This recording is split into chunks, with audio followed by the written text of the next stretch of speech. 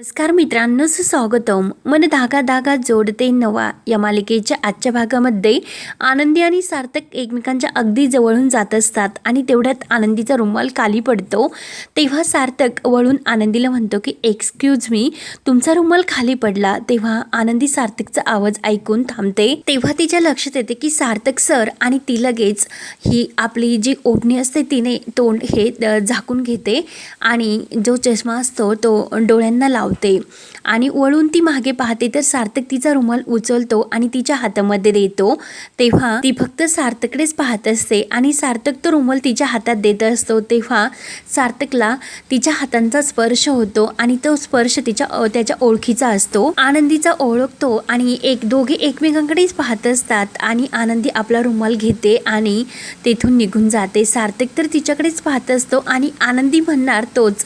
सुकी त्याला फोनवर हॅलो हॅलो करत असते. तेव्हा सार्थक म्हणतो की सुकी बोल ना. तर सुकी म्हणत असते की अरे माझी मैत्रीण येणार आहे आणि आपण तिला भेटण्यासाठी संध्याकाळी जाणार आहोत, त्यामुळे तू वेळेवर पोहोच. तर सार्थक म्हणतो की हो येतो आणि मला सुद्धा तिला भेटायचेच, असे म्हणून तो एकटक तिकडेच पाहत असतो. तेव्हा आनंदी पुढे येते तर तिला सारखी तेच आठवत असते. तिला सुद्धा सार्थकची खूप आठवण होत असते, परंतु स्वतःला सावरते आणि कल्याणी तू आनंदी नाहीच. आनंदी भावनांच्या आहारी जायची पण तू नाही कल्याणी. कल्याणी तुला कळते की आपल्या भावनांना कसे काबूत ठेवायचे ते, त्यामुळे नाही तू अजिबात रडणार नाही म्हणून ती स्वतःला थोडंसं सावरण्याचा प्रयत्न करते. आनंदीच्या आयुष्यातील असणारी माणसं जरी तुझीच असली पण तरी सुद्धा तू आता कल्याणी आहेस. कल्याणीच्या जबाबदारी वेगळ्या, कल्याणीचे आयुष्य वेगळे, कल्याणीचे ध्येय वेगळे आहे. ती अशी आनंदी सारखी खचून जाणारी नाही. तुला दुरून सार्थक सरांना बघायचे होते ते झाले, मग आता पुन्हा त्या मोहात पडायचे नाही. आता फक्त आई आणि अण्णांना बघितले तर विषय संपला. आणि मनात ती म्हणते की आई अण्णा प्लीज मला माफ करा, मी तुमच्या समोर नाही येऊ शकत. अण्णा तुम्ही माझे नाव आनंदी ठेवले होते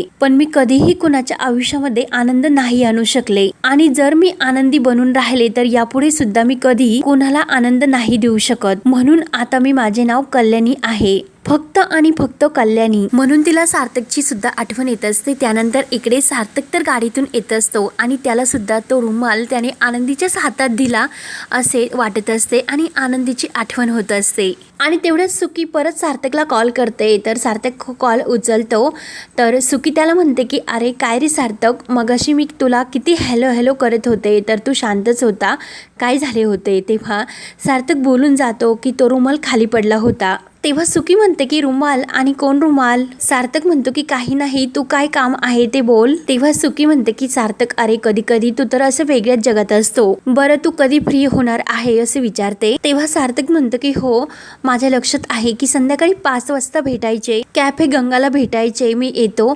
तर सुकी म्हणते की ओके तू कॅफे गंगेला ये, तू आणि माझी मैत्रीण कल्याणी फायनल ओके. आणि खूप खुश होऊन उड्या मारत म्हणते की बाय सी यू म्हणून फोन ठेवते. तर आनंदी इकडे आई आणि अण्णांना पाहण्यासाठी घरी येत असते. तेवढ्यात सुकी तिला कॉल करते. तर आनंदी कॉल घेऊन म्हणते की बोला सुकी मॅडम. आणि आनंदीला म्हणते की लक्षात आहे ना आमच्या खडूसला भेटायचे म्हणून. तेव्हा आनंदी म्हणते की हो अगं माझ्या सर्व लक्षात आहे, मी नाही विसरणार, आणि मी जरी विसरले तरी सुद्धा तुम्हाला सोडणार का. तेव्हा सुकी म्हणते की अजिबात सोडणार नाही आणि 5 वाजता तू कॅफे गंगामध्ये ये, मी तुला लोकेशन पाठवते. आनंदी म्हणते की ओके मला माहिती आहे, मी येते कॅफे गंगामध्ये. तेव्हा सुकी तिला विचारते की कशी माहिती की कॅफे गंगा म्हणून, तू कुठे आली नाशिकमध्ये. तेव्हा आनंदी म्हणते की अगं तू आता लोकेशन पाठवल्यानंतर समजेलच मला. तेव्हा सुकी म्हणते की हो आणि विसरू नकोस 5 वाजता तो खडूस तिकडे येणार आहे, तू 5 वाजेपर्यंत नक्की पोहोच. तर आनंदी म्हणते की ठीक आहे 5 वाजेपर्यंत मी नक्की येते. तेव्हा सुकी म्हणते की ओके आणि तुझी बाकीचे काम झालेली आहेत का. तर आनंदी म्हणते की हो पण काही बाकी आहेत, पण डोंट वरी मी माझे काम वेळेत पूर्ण करते आणि तुला येऊन नक्की वेळेतच भेटते. तेव्हा सुकी म्हणते की नक्की पोहोच, इकडे तिकडे जाऊन नको बसू. तेव्हा आनंदी म्हणते की अगं हो मी नाही जात कुठे, येते वेळेत. तेव्हा सुकी तर खूप खुश म्हणते की बाय, मी तर खूप एक्सायटेड आहे आणि फोन ठेवते. त्यानंतर इकडे आदर्श हा सुधाला काही गोळ्या देत असतो आणि काकू सकाळीच वेळेवर गोळ्या घेत जा, उशीर नको करत जाऊ असे सांगत असतो. आणि तेवढ्यात अक्कू धावत येते आणि मोबाईलमधील एक खूप छान असा व्हिडिओ दाखवते की खरंच आदर्श दादा, पाऊस, धबधबा, झाडं वगैरे, मग आपण इथे जायला हवे असे म्हणते. तेव्हा सुधा म्हणते की अगं खरंच खूप छान आहे आणि तुम्ही एक काम करा, सार्थक आणि सुखदाला सुद्धा घेऊन जा. तेव्हा आदर्श म्हणतं की हो चालेल, आपण सर्व जाऊयात. आणि तेवढ्यात सुकी खाली येते. तेव्हा सुकी विचारते की काय काय प्लॅन चालला. तर आदर्श म्हणतो की माझ्या डोक्यामध्ये एक छान कल्पना आहे की आपण सर्वजण लॉंग ड्रायव्हिंगला जाऊयात. मी सार्थकला सुद्धा फोन करून बोलावून घेतो. तेव्हा सुकी म्हणते की आज तर शक्य नाही, माझं जरा वेगळं काम आहे एक काम माझे, सांगते मी तुला नंतर. तेव्हा अक्कू म्हणते की काय ग, सगळ्यांसमोर सांगण्यासारखे नाही का. सुकी म्हणते की अगं तसे काही नाही पण. तर अक्कू म्हणते की पण काही नाही, मी तुझे काही ऐकणार नाही, तुला यावेच लागेल. तर सुकी म्हणते की अगं प्लीज आज हट्ट करू नकोस. अक्कू म्हणते की नाही मी ऐकणार नाही. तर आदर्श विचारतो की अगं सुकी काय प्रॉब्लेम आहे. तेव्हा सुकी सांगते आणि प्रॉब्लेम असं काही नाही, माझं आणि सार्थकचं एका कॉफी शॉप मध्ये भेटण्याचे ठरले, बाकी काही नाही. ते ऐकून आदर्श आणि सुधा अक्कू यांना तर आनंदच होतो. अक्कू म्हणते की हो म्हणजे तुमची डेट ठरली वाटतं. तेव्हा सुकी म्हणते की अगं डेट बीट काही नाही. तर सुद्धा म्हणते की अगं सुखदा, खरंच खूप छान आहे, आमची काही हरकत नाही. आणि आदर्शला म्हणते की तुमच्या दोघांचा प्लॅन आता कॅन्सल, आता डेट महत्वाची आहे, हो की नाही सुखदा. तर सुकी म्हणते की अगं मावशी डेट बीट काही नाही, अगं माझी एक मैत्रीण येणार आहे, तिची आणि सार्थकची भेट व्हावी म्हणून. तेव्हा आदर्श म्हणतो की हो का, आणि जवळचीच मैत्रीण असेल, अगोदर तिचा होकार आल्यानंतर मग सर्व काही का. सुकी म्हणते की अरे तसे काही नाही. तर आदर्श म्हणतो की अगं आमच्यापासून लपून काय उपयोग नाही, त्यापेक्षा तू खरोखर सांगूनच टाक. अक्कू म्हणते की हो ना, आणि आम्हाला सर्वांना ते ऐकण्यात आनंदच आहे. तेव्हा सुकी म्हणते की हो झाली का माझी चेष्टा करून, आणि तुम्हाला जे काही आहे ते तुम्ही सुचवा, आनंद मिळवा, मला काही वेळ नाही, मी जाते असे बोलून सुकी आपल्या रूम मध्ये निघून जाते आणि अक्कू सुद्धा तिच्या मागे जाते. तर आदर्श हा सुद्धा काकूला विचारतो की काय काकू काय वाटते. तेव्हा सुद्धा खुश होऊन म्हणते की तुला वाटते तेच, आणि दोघांना खूप हसायला येते. त्यानंतर इकडे आनंदी आपल्या घरी येते आणि घराच्या बाहेरूनच ती सर्व पाहत असते. 6 वर्षात माझे पूर्ण आयुष्य बदलले, परंतु इकडे तर आहे तसेच. माझं घर बघून तर खूप मला भरून येते, पण येथे जर मला कोणी ओळखले तर त्या अगोदर मला इथून निघायला हवे, पण एकदा डोळे भरून मी घरातल्यांना बघून घेते असे बोलून ती घराच्या दाराजवळ येते आणि चोरूनच सर्व पाहत असते आणि तिला मागचे सर्व क्षण आठवतात. तेव्हा लीना बाहेर येते आणि अण्णांना म्हणते की चहा करू का तुमच्यासाठी. तर आनंदी लगेच थोडीशी बाजूला होते. तेव्हा अण्णा लीनाला विचारत असतात की अगं मनोज कुठे आहे, काय करतोस तो. तेव्हा लीना म्हणते की अण्णा माहिती नाही, पण सकाळी बॅट घेऊन ते खेळायला निघून गेलेत. तेव्हा मालती म्हणते की अगं खेळून दे त्याला, क्रिकेट खेळल्यानंतर तो चांगला होतो, त्याचे मन रमते, मन शांत होते. तेव्हा लीना म्हणते की पण आई आज सकाळपासून त्यांना काय झाले, त्यांना आनंदीची आठवण येते. तेव्हा अण्णा म्हणतात की अगं ती त्याची बहीण आहे सक्की, तो कितीही वर तिच्यावर रागवत असला तरी सुद्धा आनंदी बद्दल त्याच्या मनात माया आहे. तेव्हा मालती म्हणते की हो ना, आठवण तर येणारच बहिणीची. लीना म्हणते की हो ना, आणि मला म्हणी गोडधोड कर, किती आनंदी येते म्हणून तिच्या आवडीच्या पुरणपोळ्या कर म्हणून. तेव्हा अण्णा म्हणतात की अगं त्याला असे वाटते की रक्षाबंधन आहे आज. तेव्हा मालती म्हणते की सारखी सारखी तुम्ही आनंदीची आठवण काढू नका. असे म्हणतात की लांब गेलेल्या माणसाची सारखी जर आठवण काढली तर त्या माणसाला खूप त्रास होतो. तेव्हा अण्णा म्हणतात की पण कुठे असेल आपली आनंदी. तर मालती म्हणते की पुन्हा तेच, आनंदी जेथे कुठे असेल ती आनंदीच असेल असे माझे मन मला सांगते. अण्णा म्हणतात की अगं इतक्या वर्षात तिला वाटले नसेल का ग आपल्याला भेटावे, इतक्या हळव्या मनाची पोर अशी कशी तडकाफडकी जाऊ शकते आपल्याला इतक्या लांब सोडून. तेव्हा लीना विचारते की अण्णा यांनी तिला कुठे पाहिले नसेल ना, म्हणून ते सारखे म्हणतात की आनंदी येणार आनंदी येणार. तर अण्णा म्हणतात की नाही ग, भास होतात त्याला, आणि आनंदी जर आली असती तर ती अशी लांब थांबली असती की धावत आली असती, अण्णा आई दादा मिठी मारली असती, म्हणून अण्णा खूप रडत असतात. तर आनंदीच्या डोळ्यात सुद्धा पाणी येते आणि स्वतःची दुःख आवरून आनंदी तिथून निघून जाते. त्यानंतर इकडे आदर्श आदर्श सार्थकला कॉल करतो आणि काय आज डेटवर जाणार का असे विचारतो. तेव्हा सार्थक म्हणतो की काय रे, तुला नक्की मलाच कॉल करायचा होतास ना, काहीतरी काय हे आपले. तेव्हा आदर्श म्हणतो की अरे तू आणि सुकी आज डेटवर जाणार आहात ना. तेव्हा सार्थक म्हणतो की नाही रे, तिची कोण मैत्रीण आहे ती भेटायला येणार, मग तिला भेटण्यासाठी जातो. तेव्हा आदर्श म्हणतो की अरे याचा अर्थ तुला कळतो का. तर सार्थक म्हणतो की अरे याचा काय अर्थ आहे, उगाच काहीतरी गैरअर्थ काढू नकोस. तिची कोणीतरी मैत्रीण भेटायला येते आणि फक्त भेटूयात असे, बाकी काही नाही. तेव्हा आदर्श म्हणतो की थोडक्यात तुला काही कळलेच नाही. तेव्हा अरे सार्थक, म्हणूनच मी तुला कॉल केला, तुला तसे नाही वाटत पण ही डेटच आहे. सार्थक म्हणतो की काय रे वेडा आहेस का भाई तू. आणि आदर्श त्याला म्हणतो की छान एखाद्या व्यक्तीपैकी तू प्रेझेंटेबल हो आणि एखाद्या व्यक्तीला तू इम्प्रेस कर. सार्थक म्हणतो की हे बघ, असले काही मी करणार नाही.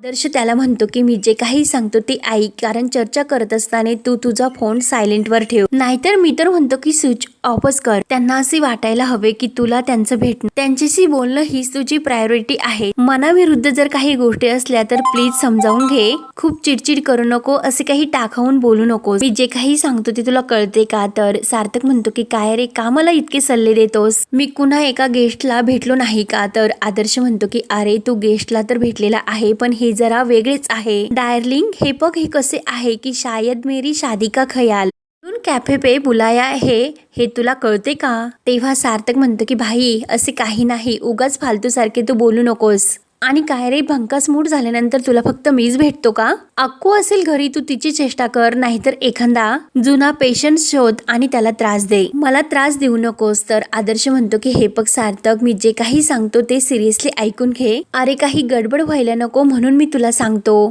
असे कुणीच कुणाला जवळच्या व्यक्तीला भेटायला नाही बोलवत, बाकी तू तर समजदार आहे, ऑल द बेस्ट. सार्थक त्याला रागाने म्हणतो की फोन ठेव. आणि फोन ठेवल्यानंतर सार्थक म्हणतो की ह्या भागीचे पण काहीच असते, आणि सुखदा अशी कोण गेस्ट आहे की ती इतका मला आग्रह करते तिला भेटण्यासाठी. कोण मैत्रीण असेल, पण ठीक आहे बघू कोण मैत्रीण ते, भेटल्याशिवाय कसे कळेल. तेवढ्यात आनंदी इकडे आपले डोळे पुसतच येत असते आणि समोरून शकू येते. शकू तर आनंदीला पाहतेच आणि ओळखले की आनंदी ताई म्हणून ती तिला थांबवते. तेव्हा आनंदी मुद्दाम आपली ओळख लपवते आणि शकूला मुद्दाम म्हणते की तुम्ही माझ्याशीच बोलतात का. तेव्हा शकू तर रडतच म्हणते की अगं तुझ्याशीच बोलते मी, सगळे जग मला सांगत होते की आनंदी परत नाही येणार म्हणून, पण माझा विश्वास होता, माझे मन मला सांगत होते की तू परत येशील म्हणून, तू तुझ्या माणसांसाठी परत येशील, त्यांच्या मायापोटी तू परत येशील, आणि तू परत आलीस. आणि ताई तुला बघून खरंच मला किती आनंद होतो, मी तुला नाही सांगू शकत. म्हणून शकू तर खूप रडत सुद्धा असते आणि तिला आनंद सुद्धा झालेला असतो. ताई 6 वर्ष झाली, असा एकही दिवस नाही की तुझी आठवण आली नाही म्हणून मला अन्न सुद्धा तुझ्याशिवाय गोड लागत नाही. अगं तू गेल्यापासून ऑफिसमध्ये तर काही मजाच राहिली नाही. आई अण्णा तर त्यांचा शॉट चालू आहे म्हणून जगतात, त्यांच्या आनंदी बरोबर त्यांचा आनंदच निघून गेला. आणि सार्थक सर तर लगेच आनंदी म्हणते की हे बघा तुमचा काहीतरी गैरसमज होतो. म्हणून आनंदी पुन्हा गॉगल लावून जायला निघते. तर शकू तिचा हात धरते आणि काय माझा गैरसमज होतो, अगोदर तो गॉगल काढ. तर शकू तिच्या हाताने तो गॉगल काढते. कधी तुला कडकडून मिठी मारते असे झाले, म्हणून शकू लगेच तिला कडकडून मिठी मारते. तर आनंदी पुन्हा स्वतःला सावरते आणि मुद्दाम म्हणते की कोण आहात तुम्ही, मी नाही ओळखत तुम्हाला, मी तुमची आनंदी ताई नाही, माझं नाव कल्याणी आहे. शकू म्हणते की काय ग ताई, का ओळख दाखवत नाही, आणि फक्त तुला नावच बदलून यायचे होते, तर मग चेहरा आणि तू सर्व काही ओळखच लपून यायची ना. तेव्हा आनंदी म्हणते की अहो तुमची काय जबरदस्ती आहे, मी तुमची आनंदी ताई नाही, आणि परत जायला निघते. शकू तिचा परत हात धरते. आनंदी नाहीच ना तू, मग सांग कोण आहेस तू, का त्रास देते सर्वांना, तू नसल्यामुळे आई अण्णांची जरा जी अवस्था झाली, एकदा जाऊन बघ ना त्यांना. ते बिचारे सार्थक सर ते तर हसणेच विसरलेच ग, तुझ्याशिवाय कुणाला जगण्यात रस उरला नाही आणि तू तर तुझी ओळख लपवते. तेव्हा आनंदी म्हणते की प्लीज ताई तुम्ही स्वतःला सावरा आणि जायला निघते. तर शकू जोराने म्हणते की आनंदी ताई तुला माझी शपथ आहे. तर आनंदी लगेच थांबते. तर शकू तिला विचारते की का थांबलीस, तू आनंदी नाहीस, कल्याणी आहे ना तू, मी माझ्या आनंदी ताईला शपथ घातली होती. मग तू का थांबलीस? मला फसवणे तुला सोपे वाटले का? तुझी शकू तुला ओळखणार नाही असे कधी होईल का? लहानचं मोठं आपण एकत्र झालो. 6 वर्ष झाले ताई. या 6 वर्षात तू कुठे होती? काय करत होती? जिवंत होती की मेली? खरंच काही माहिती नव्हते आम्हाला. कुठे कुठे तुला आम्ही शोधले नाही, तुला माहिती आहे का? तर आनंदीच्या डोळ्यात सुद्धा पाणी येते. 6 वर्ष झाले आणि तू भेटली तर ओळख सुद्धा दाखवत आहे. ठीक आहे, मला नसेल ओळखायचे तर नको ओळखू, पण भाग्यलक्ष्मीला सुद्धा विसरलीस का ग तू? अण्णा नेहमी म्हणायचे की माझ्या 3 मुली भाग्यलक्ष्मी, आनंदी आणि शकू. ताई तू सर्व काही विसरलीस का ग? तर आनंदीच्या डोळ्यात पाणी येते आणि हा भाग येथे संपतो. त्यानंतर अक्कू ही सुकीला चिडवत असते की टेन्शन घेऊ नको, तू तुझी डेट एन्जॉय कर.